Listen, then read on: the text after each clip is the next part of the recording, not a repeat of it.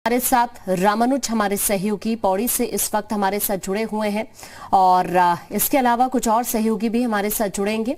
सीधा उन्हीं का रुख करते हैं। मयूर इस वक्त चूंकि लखनऊ से हमारे साथ हैं, तो सबसे पहले मैं मयूर आप ही का रुख कर लेती हूं, क्योंकि आज सभी के पार्थिव शरीर दिल्ली लाए जाएंगे। वहां से मैं जानना चाहती हूं, हालांकि सीएम योगी की तरफ से ट्वीट किया गया, उन्होंने इस घटना को देखते हुए दुख जाहिर किया है, लेकिन क्या इस तरह का कोई कार्यक्रम है सीएम योगी का कि वो दिल्ली जाएं श्रद्धांजलि देने के लिए सीडीएस को? जी बिल्कुल, देखिए कल शाम को ही मुख्यमंत्री योगी आदित्यनाथ के तमाम कार्यक्रम थे और जब ये सूचना मिली तो उसके बाद उन्होंने सारे कार्यक्रम अपने रद्द कर दिए। आज भी उनको श्रावस्ती, बलरामपुर, गोरखपुर और बहराइच जाना था, तो वो भी फिलहाल उसको लेकर अभी कोई भी स्केड्यूल नया जारी नहीं हुआ है, कोई भी सूचना नहीं मिल सकी है।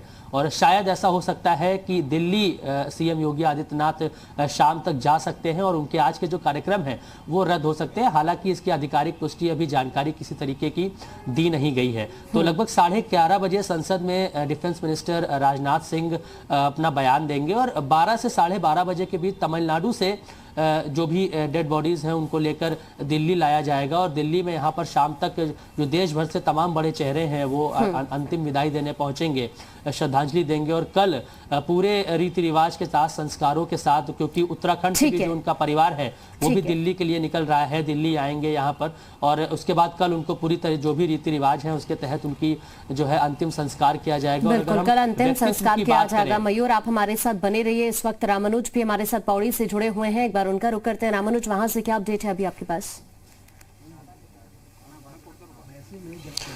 अपडेट यही है कि सीडीएस बिपिन रावत के जो चाचा हैं वो अब यहाँ से दिल्ली के लिए थोड़ी देर के बाद रवाना होंगे, लेकिन यहाँ लगातार जो स्थानीय लोग हैं वो आप शोकाकुल परिवार को सांत्वना देने के लिए पहुँचे। हमारे साथ में बिमरौली ग्राम पंचायत की प्रधान है, क्या नाम है मैम आपका?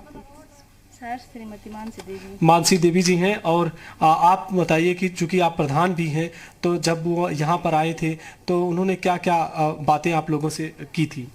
सर, जब वो यहाँ पे आए थे तो पहले वो यहाँ आए तो उन्होंने देखा यहाँ रोड भी नहीं है। मतलब रोड, जब वो यहाँ आते थे तो बहुत दुख होता था, उनको आने जाने में कष्ट होता था और वो बहुत दुखी थे कि हमारे यहाँ रोड की कमी है, हॉस्पिटल नहीं है, अच्छे हॉस्पिटल नहीं है, सैनिक स्कूल। उन्होंने कहा कि मैं सैनिक स्कूल खुलवाऊँगा और खोलूँगा। जब वो यहाँ आते थे तो उन्होंने कहा कि जब मैं रिटायर आऊँगा तो मैं गांव में एक मकान लगाऊंगा अपने लिए अलग से, तो मैं यहीं रहूँगा उसके बाद। तो अब आप लोग क्या देख रहे हैं कि उनके निधन से अब वो सपना आपका मतलब कि अब कैसा लग रहा है कि पूरा होगा या नहीं हो पाएगा? सर, पूरा होगा शायद, हम तो ये बोलते हैं कि पूरा ही होगा, जब उन्होंने कहा था तो उम्मीद करते हैं। हाँ जी। तो और उस समय यहाँ पे उन्होंने पूजा भी की थी, अपने परिवार के साथ में आए थे, उनकी पत्नी भी आई थी। किस तरह से आप लोगों से बातचीत हुई, क्या क्या हुआ था?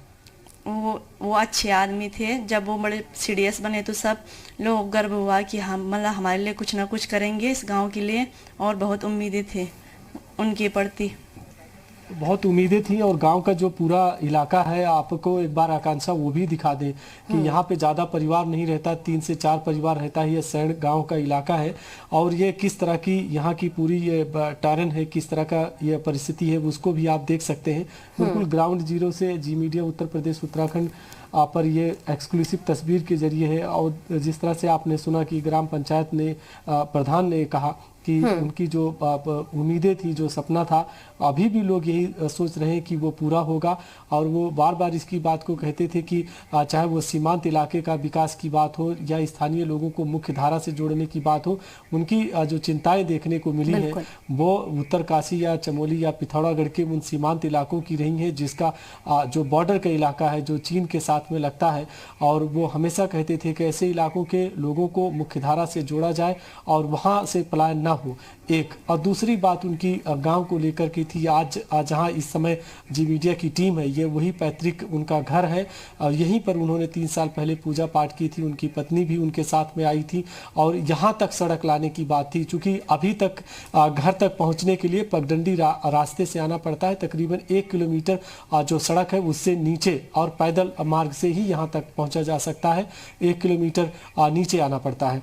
और तीसरी बात जो स्थानीय लोगों की थी कि जब वो CDS बने थे तो उन्हें बड़ी उम्मीद थी कि चाहे वो सैनिक स्कूल होगा, हॉस्पिटल्स होंगे या सड़क होगी या यहाँ का विकास होगा, वो भी किया जाएगा।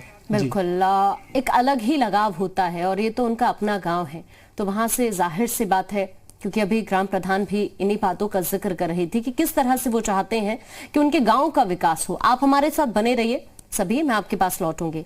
अभी आपको इस वक्त की एक बड़ी खबर बता देते हैं। देवरिया के रुद्रपुर तहसील निवासी कैप्टन वरुण सिंह के लिए दुआओं का दौर जारी है। वरुण कन्नूर हेलीकॉप्टर हादसे में बचे एकमात्र जीवित अफसर हैं। जब से गांव के लोगों को हादसे की जानकारी हुई है, गांव में वरुण के लिए दुआएं की जा रही हैं। गांव के बाहर मंदिर में लोग मत्था टेक रहे हैं।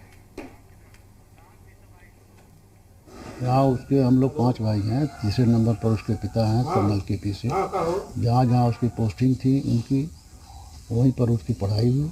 इंटर के बाद हुआ NDA के माध्यम से खटक वासला में इसमें गया ट्रेनिंग में, और एयरफोर्स चूज करने के बाद उसकी पोस्टिंग जामनगर, दिल्ली, गोरखपुर, मांझनू, बंगलौर होते हुए इसमें ग्रुप कैप्टन के रूप में वेलिंगटन में पोस्ट है, वहाँ ग्रुप कमांडर वहाँ का। तो कल कोई जनरल साहब का को लेकर के वो जा रहे थे, हेलीकॉप्टर घटना हुई है।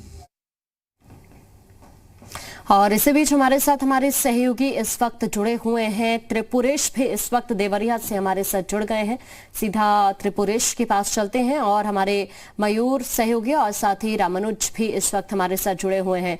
त्रिपुरेश की अगर बात की जाए, त्रिपुरेश चूंकि आप अभी वहीं पर मौजूद हैं कैप्टन वरुण के घर के बाहर, वहां अभी क्या माहौल आप देख रहे हैं? शायद कोई टेक्निकल इशू है, त्रिपुरेश के पास जाएंगे, लेकिन मयूर भी इस वक्त हमारे साथ लखनऊ से जुड़े हुए हैं।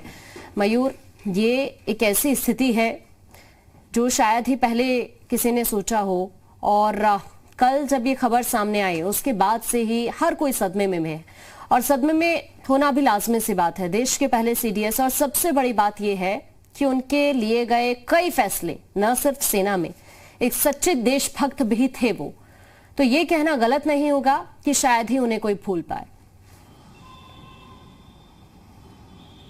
बिल्कुल, देखिए CDS की जब उन्होंने कमान संभाली थी, सबसे पहले वो CDS थे इस देश के।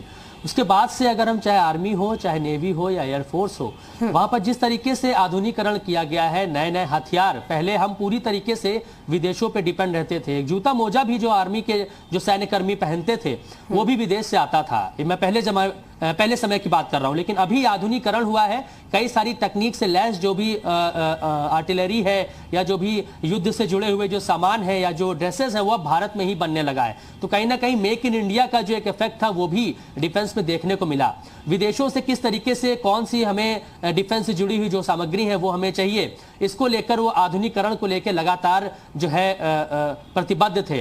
और जिस तरीके से चाहे वो चाइना की बात करें, पाकिस्तान की बात करें, या जो अलगाववादी हैं उनकी हम बात करें, उसको लेकर भी उनके जो सुर रहते थे वो तीखे रहते थे कि किसी तरीके की लापरवाही नहीं बरती जाएगी, किसी तरीके की ढिलाई नहीं बरती जाएगी, जो हमको छेड़ेगा हम उसको छोड़ेंगे नहीं।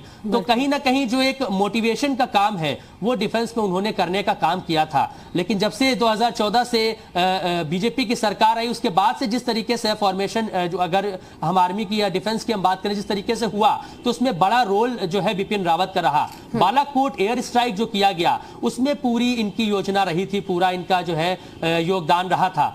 तो बड़ी चूक कहीं ना कहीं। और अगर हम उनके व्यक्तित्व की बात करें तो बहुत डाउन टू अर्थ थे वो। देश में कहीं भी जाते थे, कोई भी उनसे मिल सकता था, बातचीत कर सकता था। वो बिल्कुल भी ये किसी को एहसास नहीं दिलाते थे कि मैं डिफेंस के पद पे बैठा हुआ सबसे बड़ा व्यक्ति हूँ, सबसे बड़े पद पर मैं बैठा हूँ।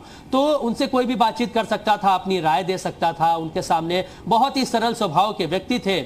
उत्तराखंड से आते हैं और उत्तराखंड को लेकर भी बहुत ज्यादा चिंतित रहते थे कि अपने गांव का विकास करना है। और खासतौर पे अगर हम डिफेंस की बात करें तो उत्तराखंड और पहाड़ी क्षेत्र के तमाम लोग भारतीय सेना में हैं, तो उनका कैसे जो है डेवलपमेंट हो सके उसको लेकर भी वो बहुत ज्यादा चिंतित रहते थे।